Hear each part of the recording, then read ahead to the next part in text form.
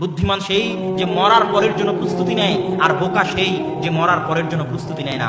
ওই যে যুবক 50,000 টাকার চাকরি ছেড়েছে দাড়ির জন্য, ও পাগল নয়, যারা ওকে পাগল বলতেছে তারা পাগল।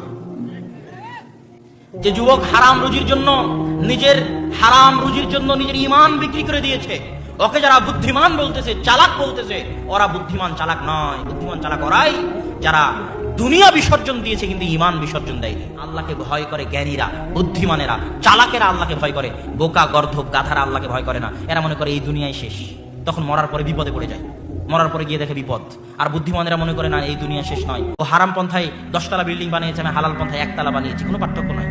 ও হারাম পন্থায় পোলাও বিরিয়ানি কোরমা খেয়েছে, আমি হালাল পন্থায় পান্তা ভাত আর আলু ভর্তা খেয়েছি, হয়তো মাসে একদিন গোস্ত খেয়েছি, কোনো পার্থক্য নাই। ওরও জীবন চলে গেছে, আমারও জীবন চলে গেছে, কিন্তু মরার পরে ও বিপদে আর আমি লাভে আছি। সুতরাং বুদ্ধিমান আমি, আর ও বোকা পাগল, ও বুঝতে পারিনি। পৃথিবীতে কেউ আছে আল্লাহ ছাড়া আপনার? হ্যাঁ, পৃথিবীর সবাই ধোঁকাবাজ। আপনার স্ত্রীও ধোঁকাবাজ, স্বার্থের জন্য আপনার সাথে আছে। আপনার সন্তানও ধোঁকাবাজ, স্বার্থের জন্য আপনার সাথে আছে। স্বার্থহীন, নিঃস্বার্থভাবে পৃথিবীতে যদি কেউ আপনাকে ভালোবেসে থাকে, সেটা কে? আপনার প্রতিপালক। তো আল্লাহ সুবহানাহু ওয়া তাআলার এই ভালোবাসার গুরুত্ব আমাদের বুঝতে হবে, এবং আমাদের উচিত যত দ্রুত সম্ভব আল্লাহর দিকে ফিরে যাওয়া। আজকেই তওবা করে আল্লাহর দিকে ফিরে যাওয়া। খেলতামাশার বস্তু দুনিয়া, তাই দুনিয়ার এই খেলতামাশার পিছনে না ছুটে, এটা আমাদের জীবনের লক্ষ্য উদ্দেশ্য নয়। আমাদের জীবনের লক্ষ্য উদ্দেশ্য কোনো মতে দুনিয়াতে বেঁচে থেকে 60 বছরের জীবন কোনো মতে পার করে পরকালে আল্লাহর নিকটে জান্নাত নেওয়া। আল্লাহ তুমি আমাদের তৌফিক দান করো। আল্লাহুম্মা